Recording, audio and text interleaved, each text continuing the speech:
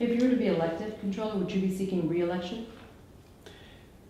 You know, I assume so, but I never like to presume. You know, it's hard to look down 4 years. I mean, just if implicit in that is, or would I be seeking election something else? The answer is no. I'll be seeking. If I seek anything, it'll be re-election. In other words, you hope to do this for an 8-year cycle. But yeah, Okay. I find questions about the future always kind of hard. I mean, nobody has a crystal ball. Life, as I think my career proves, life is uncertain. And as I say, there are no straight lines in life. When you entered the race, you said, "I'm hopeful there will be forgiveness. I'm asking for it." Right. I wanted to ask you, what precisely are you sorry about and why? Okay, I'm sorry, I had to resign. And I think the reasons for it have been well explained, documented. I spoke about it. I answered a lot of questions about that for the first 3 weeks of the campaign. Then we said, okay, you've answered them, now let's try to pivot. But so in answer to your question, I think it's clear what the personal failings were there. They were real. I looked the public in the eye and I resigned, and I said, I'm going to try to take responsibility for it as best I can.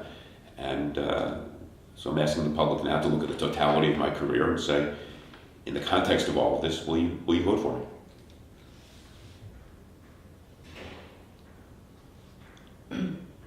After you resigned, and it was after it was revealed that you had solicited prostitutes based on reports approximately for a decade, dating back to when you were AG, paying for sex became a class C felony after a law you signed yourself, yet you were never charged with a crime.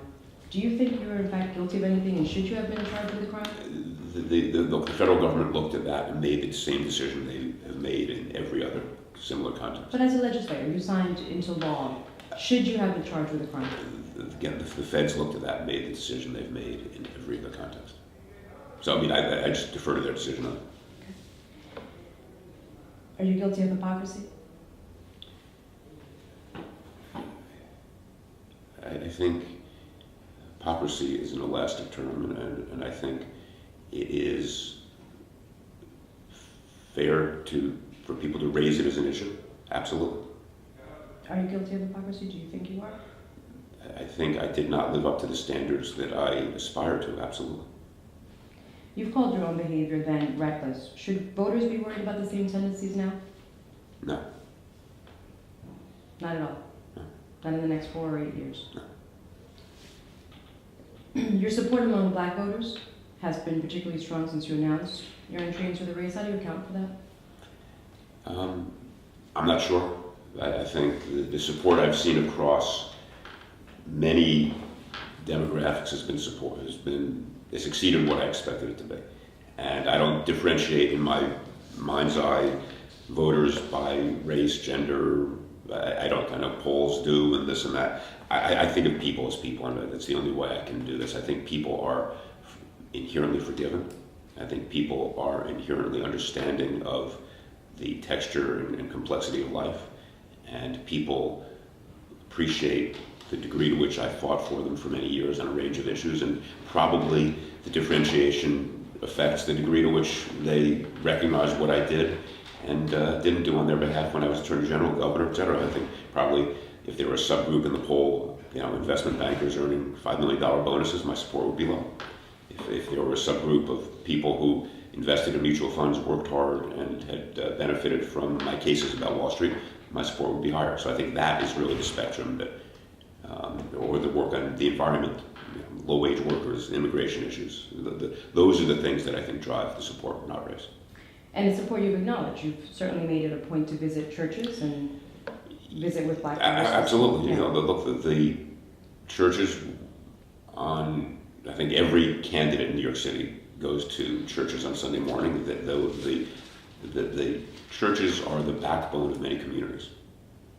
And I know politicians don't like to hear this, but people see those reference points as being fundamentally more important than the endorsements of politicians. A central point of your campaign has been to stress your independence, and it's a theme that was sounded also when you were AG and governor. Right. The words then were sheriff and steamroller, and yet that's also played out as a chief criticism this time again. Many claiming that your go-it-alone style disallows for the kind of collaboration and cooperation that you need to govern and get things done. And in this instance, many of your former colleagues in government have chosen to either distance themselves from your campaign, reiterate their support for your opponent, or disavow your presence in electoral politics to begin with. I wonder how, if you were to be elected, how within that climate you see that being something that you can manage successfully. Well, a couple points. One, when I was Attorney General and Governor, I worked extraordinarily well with people who got a budget passed. It was the best budget New York State had seen or has seen. Passed more bills, and we're changing Albany in a way that was transformative. Yes, that led to stepping on a few toes, like Joe Bruno's. Of course, he's been convicted and was reversed for other reasons. He's probably going to be convicted again in the retrial. So yes, we were to be transformative requires that you step on a few toes, and we did that. More fundamentally, when I was Attorney General, I worked with every Attorney General. We had cases where every state joined us. We led, and everybody else was with us at our side, including the federal agencies, the SEC, the Department of Justice, the EPA, the Department of Labor. We were collaborative in every significant case. And so the critique that we were not able to be that is simply false, and it's what the image that Hank Greenberg and others want to perpetrate, because they were on the wrong side of my prosecutions and litigations, but fine, that's fine by me. Second, I would say that the independence in some times, and the fact that I was alone at times, was a consequence of necessity. When I wanted to provide driver's licenses to undocumented immigrants, nobody was there at the end of the day. All the electeds ran away. So I say shame on them. When I was standing up to Wall Street, they were all trying to raise money from Wall Street. So I say shame on them. When I was standing up for low-wage workers, they were nowhere to be seen. When I was bringing the environmental cases against the Midwestern power plants that cause asthma here in the city, they had been doing nothing for years. And so, again, sometimes you're alone because there aren't people with whom to partner. Sometimes you're alone because they affirmatively choose not to be there. But in instances where there were collaborative opportunities, we worked extraordinarily well with people. But if you want somebody who will be independent and transformative, there are going to be moments when that person will be alone in the fight, and that's fine by me.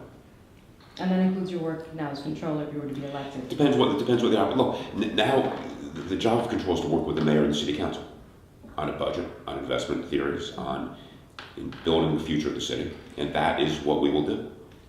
There are going to be moments when I will be independent of the mayor and say, I disagree with you on X, Y, or Z. But that also is part of the job. When I was Attorney General and George Pataki was governor, different parties, we never once publicly disagreed. So it shows you work together with people, and there are times when you also have to be independent. Do you believe that tension to be a necessary element of the office of controller, the one of that friction that... You know, I haven't been there yet, so until you're there, it's hard to see how it plays out. Well, you've seen it play out certainly with controller. Yeah, well, and I'm wondering what you think of that particular dynamic. I think there are moments when I would be a bit more collaborative with the mayor than he has been. I've disagreed with Mike on an awful lot of stuff. I think everybody knows that. But I think when you're in office together, you try to work together and make things work.